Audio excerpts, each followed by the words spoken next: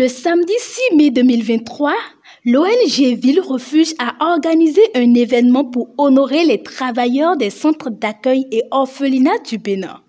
Cette journée a rassemblé une cinquantaine de personnes venant de différents horizons pour célébrer le dévouement et l'engagement de ces travailleurs sociaux en faveur des enfants les plus vulnérables.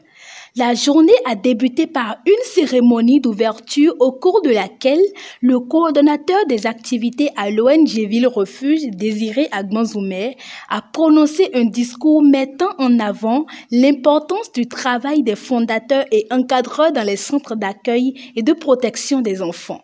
Et c'est un grand plaisir pour nous d'être proches des acteurs sociaux que vous êtes, donateurs, bénéficiaires, et de cela, nous avons senti la nécessité de se mettre ensemble, de se mettre en communauté, et nous sommes heureux. Je ne sais pas si je peux trouver les mots justes pour vous décrire ce que je ressens, cette joie qui m'anime de vous voir ensemble. Vous allez certainement poser la question de savoir, mais comment est venue cette idée précisément? L'aide conseil. Je discutais avec lui. Comment est-ce que on peut s'organiser pour aider les promoteurs, les collaborateurs dans les centres et orphelinats à bien faire leur travail? Qu'est-ce qu'on peut donner? Qu'est-ce qu'on peut faire? Il a dit quelque chose qui a retenu mon attention. Il y a de cela 3 ans. Il dit, prime abord, moi ça me tient à cœur.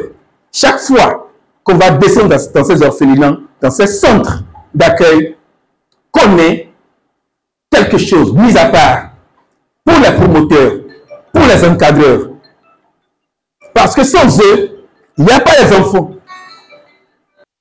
C'est resté dans ma tête ainsi. Il y a 1 an, alors que je discutais de notre projet, cette idée précisément m'est revenue en tête. Et j'ai eu l'honneur de discuter de cela avec 2 personnes qui ont trouvé l'idée géniale. Mais c'était trop tôt. Si on pouvait le faire dans 1 an, ce serait pas mal. Le temps passe très vite. Et nous voici, 1 an après, réunis pour ce rêve. Je suis content. Nous sommes contents parce que nous sommes avec ceux que nous avons décidé d'appeler des héros anonymes. Et vous l'êtes ce matin.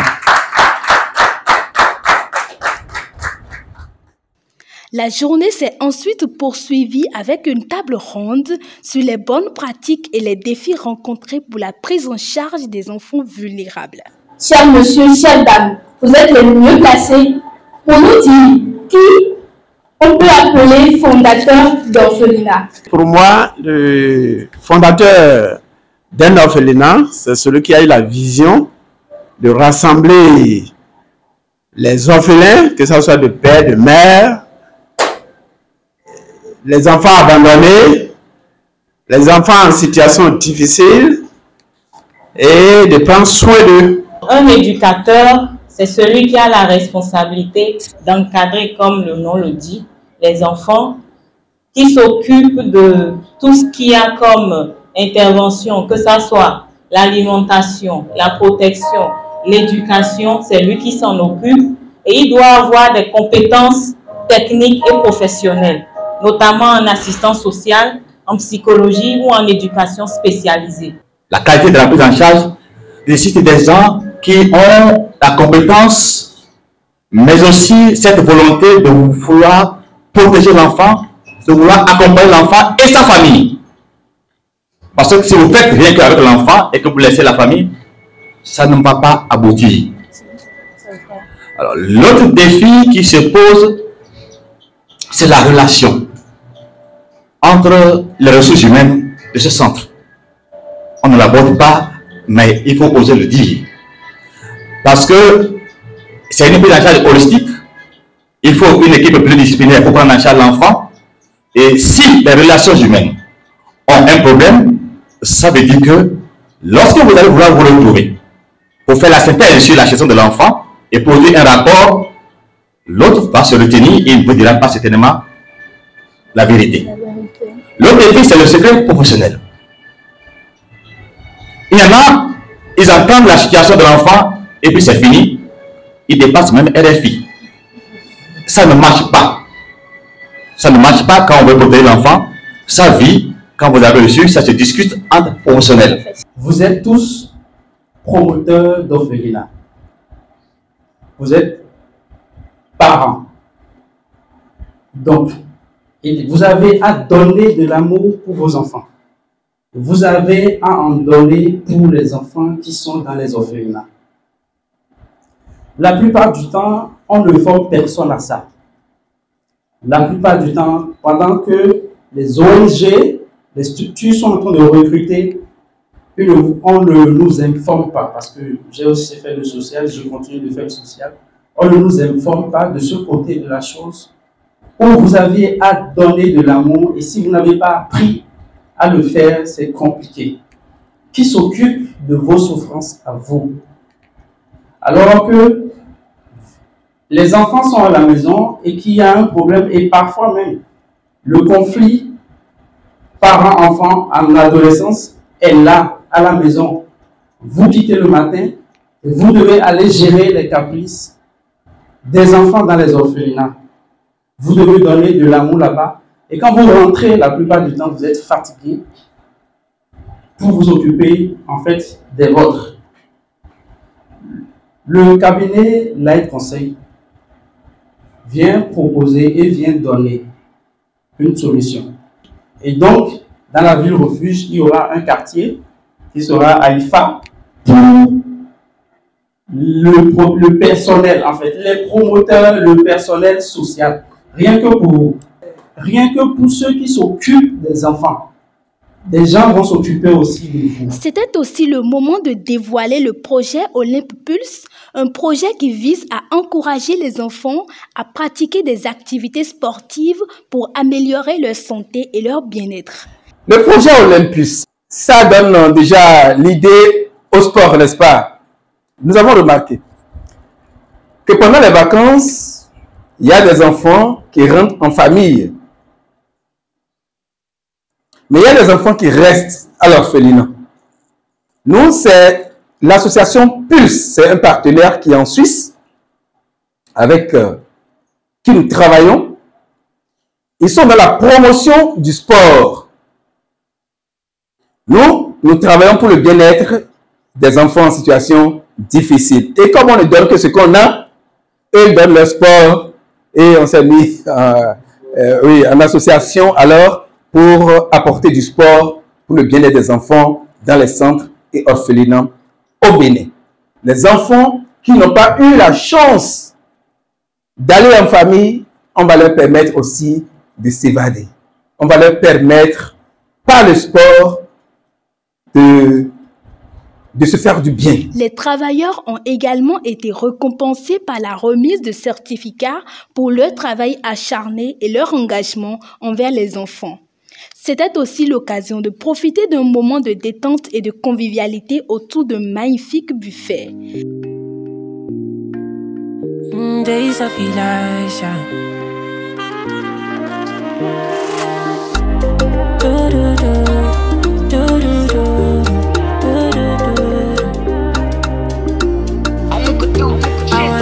We can make love, but we no go say make we break up. Girl, we no selfish.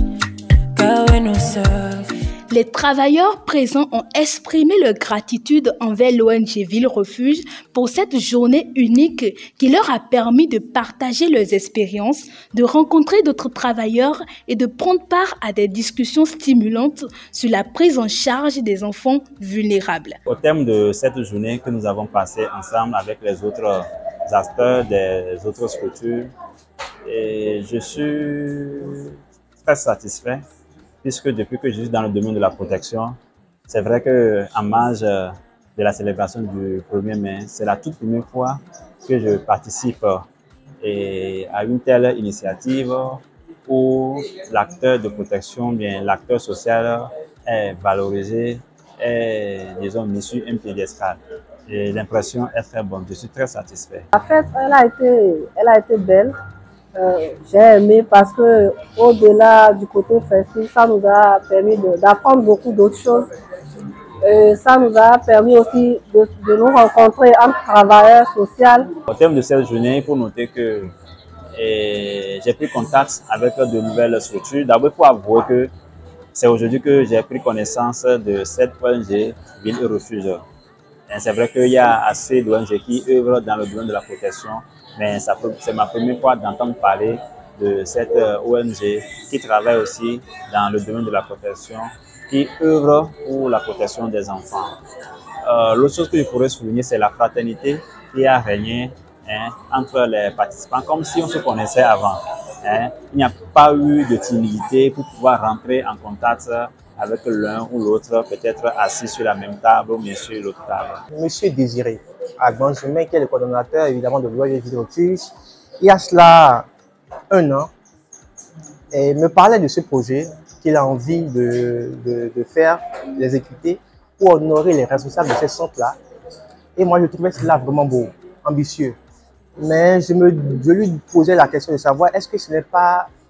Je voyais la proximité de la date qu'il avait choisie et l'imminence de ce que, puisque lui et moi, nous avons à cœur de faire bien les choses, je m'étais dit, est-ce qu'avec les moyens, avec la façon dont l'ONG Ville et Refuge, évidemment, elle fait les choses, est-ce qu'il pourra l'accomplir? Donc voilà, c'est quelqu'un aussi qui aime faire bien les choses, il les a rejetés à l'année prochaine pour pouvoir mieux l'organiser. Et cette année, évidemment, nous sommes en train de voir évidemment le fruit du travail qu'il a abattu et nous en sommes évidemment très fiers. Merci beaucoup. Merci déjà pour cette fête que nous pouvons dire est pour nous une réussite. Nous sommes satisfaits, mais nous pouvons dire qu'il y a encore de l'insatisfaction. Une satisfaction du fait que justement, nous espérons mieux et nous savons que l'Éternel, le Dieu Tout-Puissant, a préparé d'avance pour nous encore des choses plus belles pour des éditions à venir.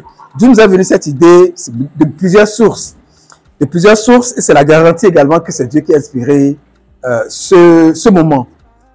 Le tout premier déclencheur, c'était une idée qui est née alors que nous discutions avec le cabinet de conseil,